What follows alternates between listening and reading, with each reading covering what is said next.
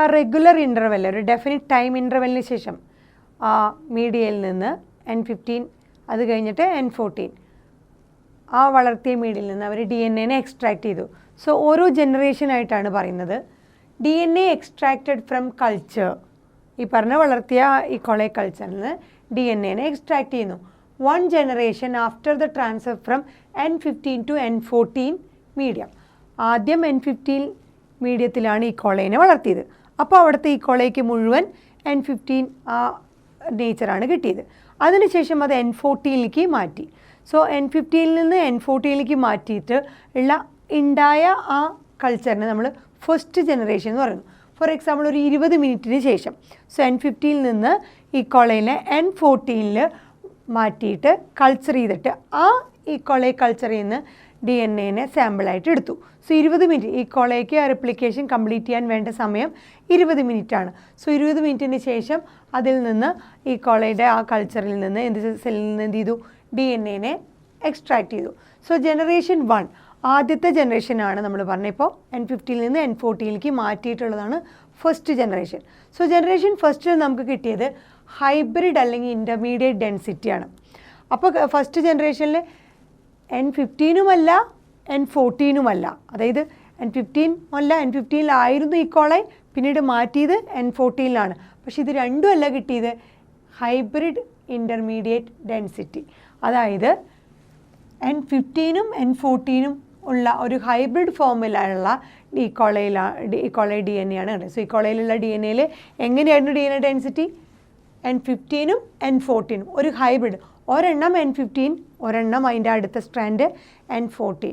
ഇങ്ങനെയുള്ളൊരു ഹൈബ്രിഡ് ഫോമിലുള്ള DNA ആണ് ഈ കൊളയുടെ ആദ്യത്തെ ജനറേഷൻ 20 മിനിറ്റ് കഴിഞ്ഞപ്പോൾ കിട്ടിയത്, ജനറേഷൻ 1ൽ കിട്ടിയത്. പിന്നീട് നമ്മൾ പറഞ്ഞു വീണ്ടും റെഗുലർ ടൈം ഇൻ്റർവെല്ലിലാണ് ഇവർ നമ്മൾ ചെക്ക് ചെയ്തിരുന്നത്. പിന്നത്തത് DNA extracted from the culture. ഇതേപോലെ വീണ്ടും അത് ഡിവൈഡ് ചെയ്ത് മൾട്ടിപ്ലൈ ചെയ്തുകൊണ്ടിരിക്കുകയാണ്.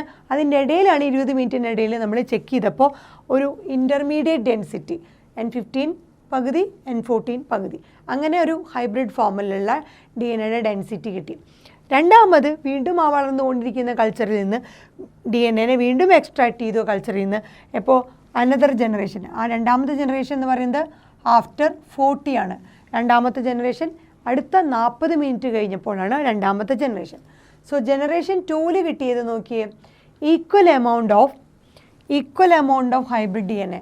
ആദ്യത്തെ ജനറേഷനിൽ ഒരു ഹൈബ്രിഡ് N15 N14 ആ കോമ്പിനേഷനിലുള്ള ഹൈബ്രിഡാണ് കിട്ടിയെന്നുണ്ടെങ്കിൽ രണ്ടാമത്തെ ജനറേഷനിൽ 40 മിനിറ്റ് കഴിഞ്ഞപ്പോൾ ആ ഈ കൊളെ കൾച്ചറിൽ നിന്ന് കിട്ടിയ DNA സാമ്പിളിൽ ഈക്വൽ എമൗണ്ട് ഓഫ്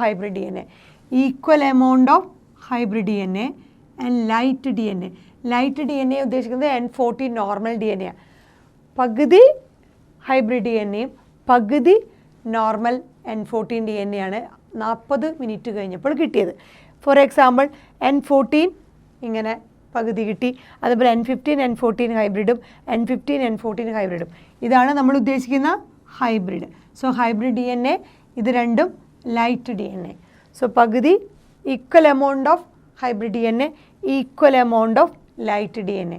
ഇങ്ങനെയാണ് 40 മിനിറ്റ് കഴിഞ്ഞപ്പോൾ കിട്ടിയത്. സോ ഇതിൽ നിന്ന് മനസ്സിലായി ഒരു ജനറേഷൻ കഴിഞ്ഞാലും അല്ലെങ്കിൽ എത്ര ജനറേഷൻ കഴിഞ്ഞാലും DNA കോപ്പി ചെയ്യുമ്പോൾ, DNA റെപ്ലിക്കേറ്റ് ചെയ്യുമ്പോൾ എപ്പോഴും എന്താണോ ആ പാരൻ്റൽ സ്ട്രാൻഡ് അല്ലെങ്കിൽ പാരൻ്റൽ ഇതായിട്ടുണ്ടായിരുന്നത് അതിൻ്റെ ഒരു കോപ്പി അങ്ങനെ തന്നെ കൺസേർവ് ചെയ്ത് വെക്കുന്നു. അതാണ് semi conservative DNA replication. So ഇവിടെ നോക്കിയപ്പോൾ N15 ആയിരുന്നു ആദ്യത്തെ ജനറേഷനിൽ ഉണ്ടായിരുന്നത്. അത് കഴിഞ്ഞിട്ട് N14 മീഡിയയിൽ ഇട്ടിയപ്പോൾ ഫസ്റ്റ് ജനറേഷനിൽ ആദ്യത്തെ മീഡിയയിൽ ഉണ്ടായിരുന്ന ഈ കൊളേനെ കുറച്ച് നാൾ N15 വളർത്തിയത്. സോ N15ഉം പുതിയ മീഡിയയിൽ ഇട്ടപ്പോൾ ആ N14ഉം ഇൻകോപ്പറേറ്റ് ചെയ്തു. അതാണ് N15.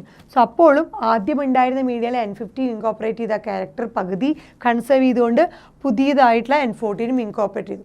അതാണ് സെമി കൺസർവേറ്റീവ് മോഡ്. അത് കഴിഞ്ഞ് 40 മിനിറ്റ് കഴിഞ്ഞ് നോക്കിയപ്പോഴും ആദ്യം ഉണ്ടായിരുന്ന ആ എന്ത് നേച്ചറാണ് ആദ്യം ഉണ്ടായിരുന്നത്, ആ ഹൈബ്രിഡ് ഫോമാണ് ആദ്യത്തതിൽ. സോ ഹൈബ്രിഡ് ഫോം അങ്ങനെ തന്നെ കൺസേർവ് ചെയ്തുകൊണ്ട് പുതിയ മീഡിയയിൽ എന്താണോ അത് വരികയാണ്. സോ എപ്പോഴും ആ ഒരു പാരൻ്റൽ അല്ലെങ്കിൽ പഴയത് ഉണ്ടായിരുന്നത് എന്ന ടെംപ്ലേറ്റ് അതിനങ്ങനെ തന്നെ കൺസേർവ് ചെയ്തുകൊണ്ട് ഒരു പുതിയ ഡോട്ടർ സ്റ്റാൻഡ് ഉണ്ടെന്ന്. അതാണ് semi conservative DNA mode of replication.